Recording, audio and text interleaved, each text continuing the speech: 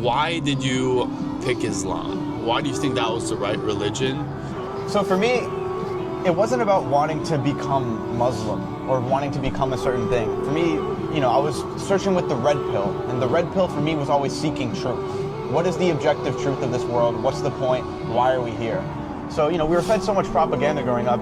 I, naturally gravitated to Andrew Tate, like I'm sure a lot of us did. I'm assuming you followed him for a while, you'd watch his podcast. Maybe you didn't. I did. You did probably. Yeah. I think a lot of guys our age followed him. But to a certain extent, he doesn't continue speaking the truth. So the first I heard about Islam was actually out of Andrew Tate's mouth when he mentioned the Quran, and he mentioned that he publicly converted. And so that was, what initially piqued my curiosity.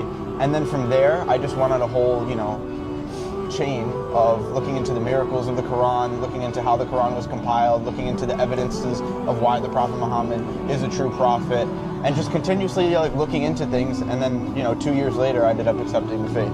So what actually resonated with me, we talked about this the other day, but one, the pure monotheism aspect of it. So I grew up Christian, and there's nothing against Christians. A lot of my friends are Catholics and Christians. We can all get along peacefully.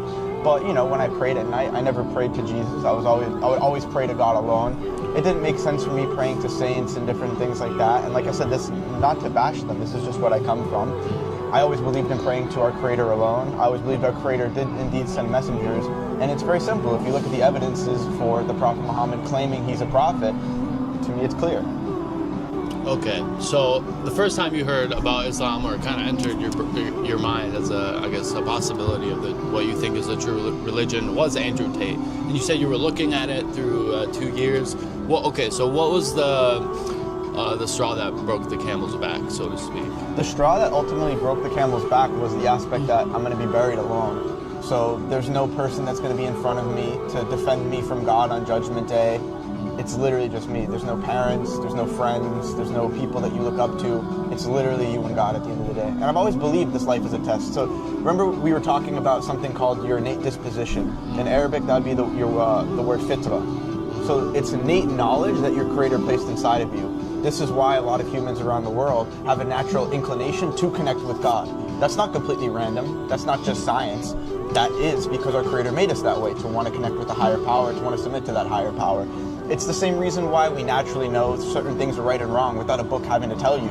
You know that murder's wrong, you know that stealing is wrong, you know that lying is wrong. You innately feel bad when you do these things.